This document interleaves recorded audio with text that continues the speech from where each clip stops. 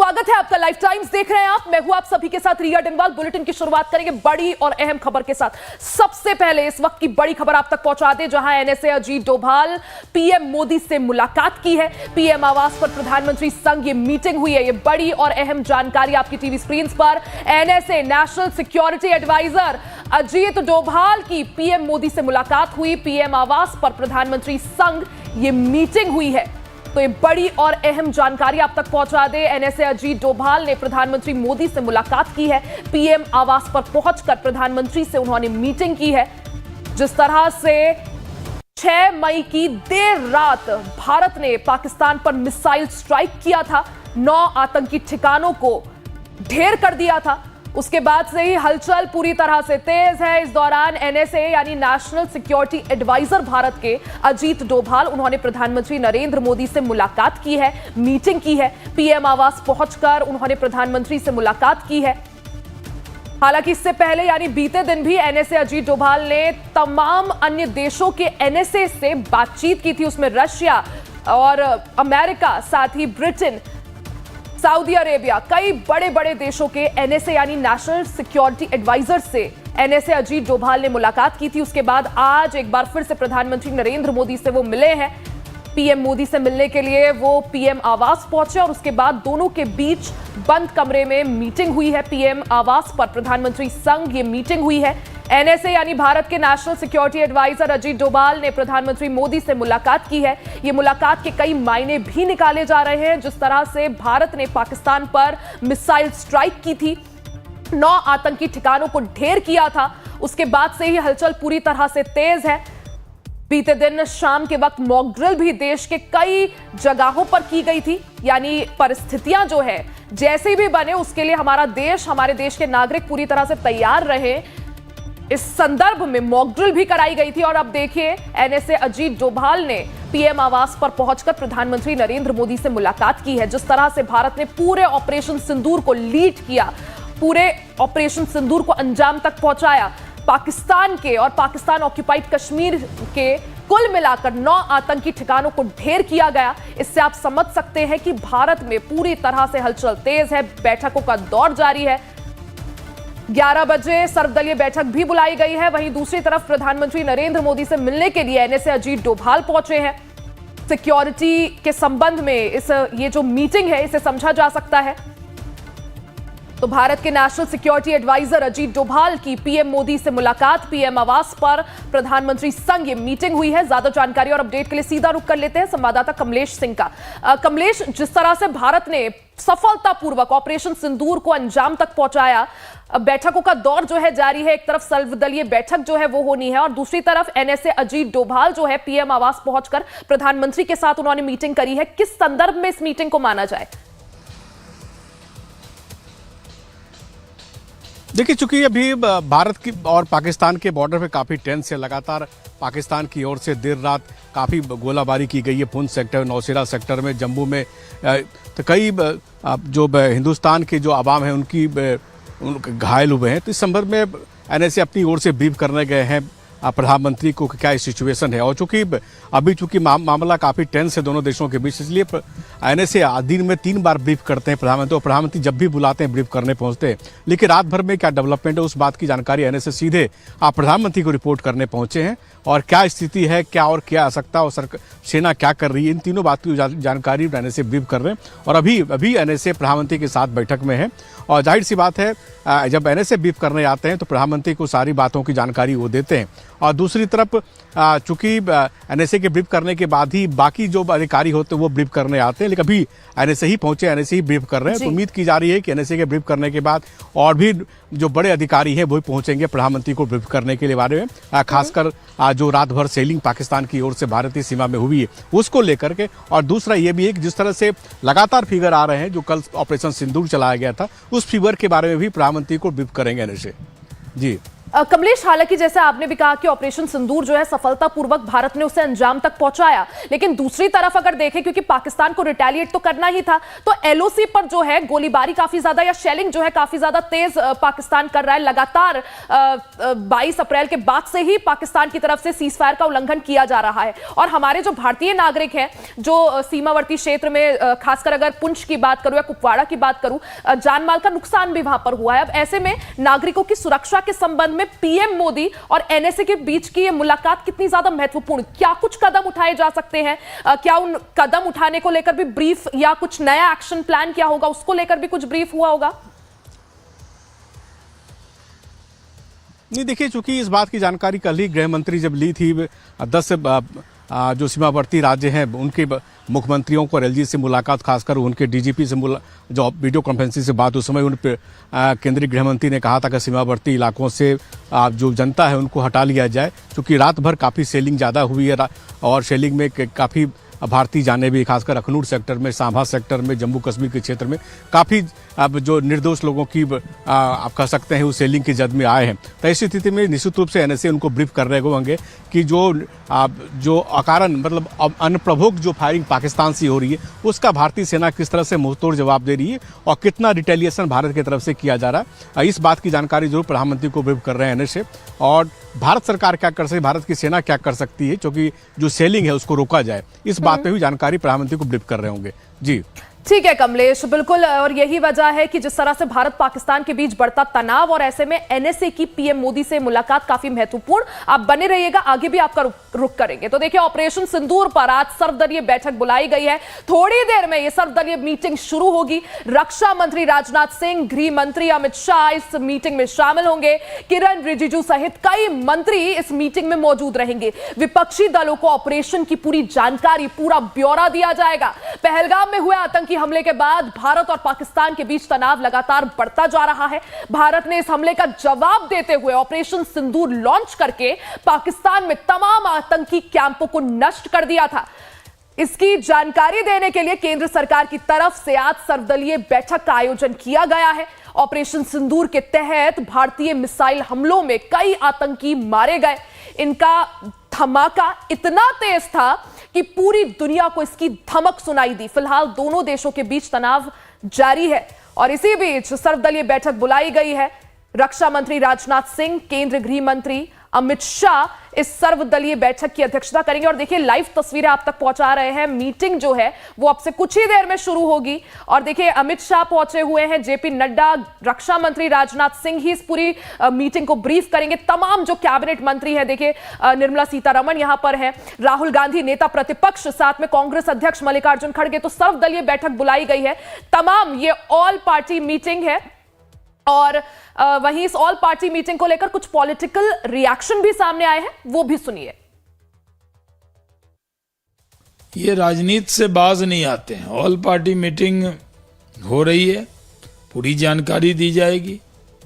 अब इनको हर जगह प्रधानमंत्री चाहिए। प्रधानमंत्री पाकिस्तान का हिसाब किताब करने में लगे हैं और ऑल पार्टी मीटिंग में जैसी परंपरा रही है वैसे हमारे बड़े नेता होंगे, राजनाथ सिंह जी, अमित शाह जी, और पार्टी के अन्य बड़े नेता होंगे, राष्ट्रीय अध्यक्ष नड्डा जी होंगे।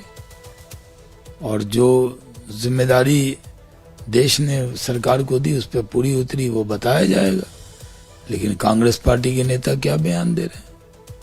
उदित राज कह रहे हैं कि इस ऑपरेशन का नाम सिंदूर क्यों रखा? भारत सरकार ने आज सर्वदलीय बैठक बुलाई है और निसंदेह संकट की घड़ी या जब देश के एकजुट दिखने का सवाल सामने हो तो हमें विश्वास है सभी पूरी जिम्मेदारी के साथ इस बैठक में आएंगे और भारत सरकार के द्वारा आने वाले समय में उठाए गए कदमों के साथ सब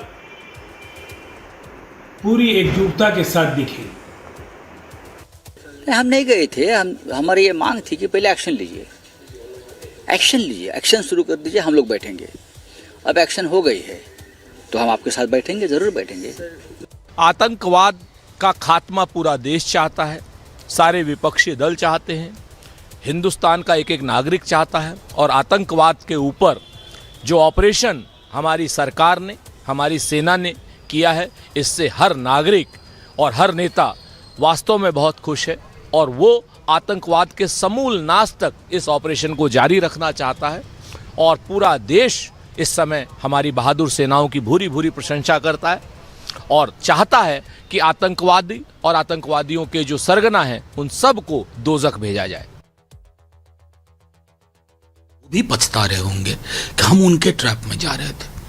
हमारा अपना मिजाज है, हम महासागर हैं, लोग इसको तालाब न बनाएं।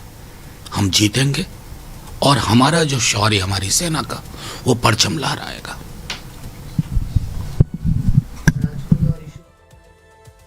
तो देखिए ऑल पार्टी मीटिंग जो है वो शुरू होने वाली है थोड़ी देर में। तमाम लोगों की मौजूदगी है। ज्यादा जानकारी और अपडेट के लिए सीधा रुक कर लेते हैं। संवाददाता कमलेश हमारे साथ लगातार बने हुए हैं।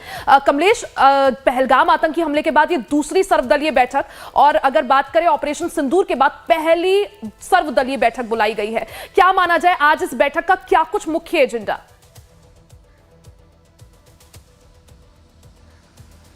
देखिए, पहली सर्वदलीय बैठक आपको याद होगा पहलगांव की घटना के बाद हुई थी और सरकार ने ब्रीफ किया था कि कैसे हुई और सरकार क्या करने जा रही।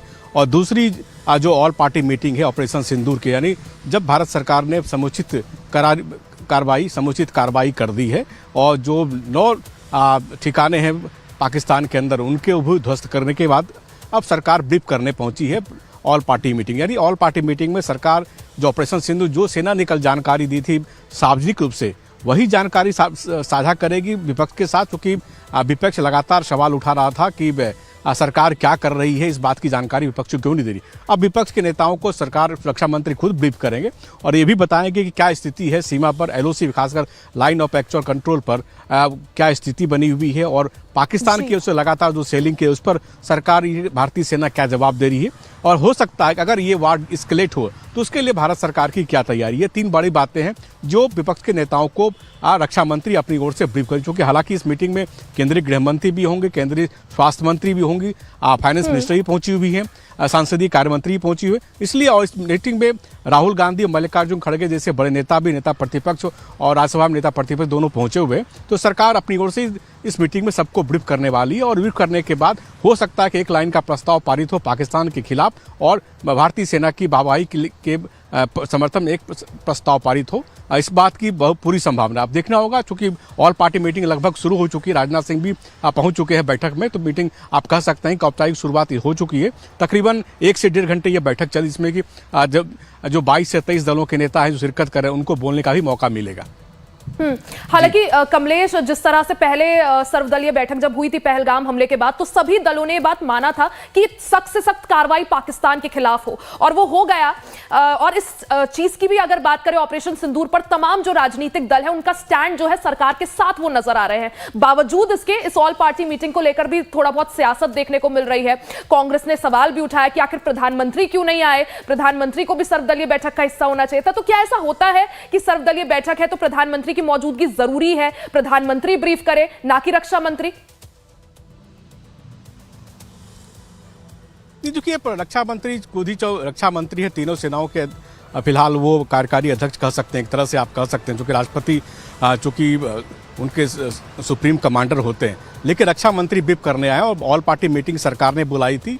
और अमूमन ऐसा होता है कि जब पार्लियामेंट में कोई पेंडेमोनियम होता है या जब पार्लियामेंट चल रहा होता है, किसी बात पर गतिरोध होता है, उस पर कभी कभी प्रधानमंत्री बीच में आकर इंटरफेयर करते हैं। लेकिन ये जरूरी नहीं है कि ऑल पार्टी मीटिंग सरकार अगर बुलाए तो प्रधानमंत्री हो ही। ये प्रधानमंत्री कुछ चुनिंदा शब्दों पर जगहों पे मौजूद होते हैं, लेकिन चूंकि अभी स्थिति डिफरेंट है, अभी लगातार प्रधानमंत्री अपने वार रूम से, जो प्रधानमंत्री का आवास है वहां से वार रूम से कोऑर्डिनेट कर रहे हैं और लगातार NSC के साथ साथ कई सेना के अधिकारी लगातार मिलते हैं, ब्रीफ करते रहते हैं। तो इसी स्थिति में प्रधानमंत्री का अपने वार रूम होना बेहद जरूरी है, ना कि इस तरह के मीटिंग में। हाँ, प्रधानमंत्री को अगर लगता है कि ये जरूरी है तो हो सकता है कि आ जाएं, लेकिन फिलहाल जानकारी प्रधानमंत्री इस बैठक में नहीं आएंगे, रक्षा मंत्री को ही इस बैठक की अध्यक्षता करनी है। कमलेश, क्योंकि जैसा आपने भी कहा औपचारिक शुरुआत मीटिंग की हो गई है, 1 से 1.5 घंटे मीटिंग चलेगी। हालांकि पूरा जो ऑपरेशन था, ऑपरेशन सिंदूर, उसको लेकर ब्यौरा तो दिया ही जाएगा रक्षा मंत्री की तरफ से। साथ ही अगर बात करें, अगर तनाव बढ़ता है, एस्केलेट होता है, तब हम कितना तैयार हैं, उसके बाद हमारे पास प्लान बी क्या है, क्या उसको लेकर भी चर्चा संभव है आज? नहीं, देखिए, चूंकि सरकार कभी भी ऑपरेशन की जानकारी किसी को नहीं देती, वो किसी से साझा नहीं करती, और ऑपरेशन का काम सेना का है। और सरकार, देखिए एक बात समझिए बात कि पॉलिटिकल जो डिसीजन लेने का काम है वो सरकार का होता है, और यहाँ तक कि ऑपरेशन कब होगा, कैसे होगा, किस समय होगा, ये डिसीजन जो है बिल्कुल ये आर्मी के पास, इंडियन आर्मी के पास सुरक्षित होता है, यानी सेना के पास सुरक्षित होता है। ये सरकार कोई डिटेल साझा नहीं करेगी कि क्या अगर एस्केलेशन होता है तो उसके खिलाफ क्या भारतीय सेना का प्रोग्राम है। लेकिन इतना जरूर उनको, विपक्ष के नेताओं को आश्वस्त करेगी कि हमारी तैयारी पूरी है। अगर भारत की ओर, पाकिस्तान की ओर से एस्केलेशन ज्यादा होता या इसको आप एस्केलेट करते हैं वार को पाकिस्तान की ओर से, तो भारत सरकार इसका मुंहतोड़ जवाब देगी, और उसके लिए भारत वो आश्वस्त करती विपक्षी नेताओं के हमारे पास पर्याप्त तैयारी है कि किसी भी इस तरह के अनहोनी को टालने के लिए। और चूंकि आपने देखा कई अमृतसर और जैसे पंजाब के कई इलाकों में रात में ब्लैकआउट हुआ और एयर वार्निंग की सूचना मिली, तो उस तरह से भारत सरकार ये कह सकती है कि हमने ब्लैकआउट जिस तरह से। ठीक है, आपको रोक रही हूँ कमलेश। वहीं दिल्ली से बीजेपी के जो एमपी हैं प्रवीण खंडेलवाल, वो क्या कुछ इस दौरान कह रहे हैं, वो सुनवाते हैं। हमारी सेनाओं ने किया है, हमें अपनी सेनाओं पर गर्व है। कमलेश, अब देखिए सवाल यहां पर यह भी होता है, जिस तरह से, क्योंकि पाकिस्तान की तरफ से लगातार एलओसी पर शेलिंग हो रही है, और जैसा हमने कहा कि तनाव बढ़ सकता है, हालांकि बढ़ेगा या नहीं बढ़ेगा उसके लिए अभी वेट एंड वॉच की स्थिति शायद है। लेकिन कमलेश, हमने इससे पहले पुलवामा भी देखा था, जब उसके जवाब में भारत की तरफ से बालाकोट एयर स्ट्राइक की गई थी। उस वक्त विपक्ष का रुख थोड़ा अलग था, उस वक्त पे सवाल उठाए गए थे, प्रश्न चिन्ह जो है उठाए गए थे। अब की बार हम देख रहे हैं विपक्ष का रुख बिल्कुल अलग है। विपक्ष जो है पूरी तरह से मजबूती के साथ सरकार के साथ खड़ी हुई नजर आ रही है। तो ये जो बदलाव है, इसे किस तरह से समझे?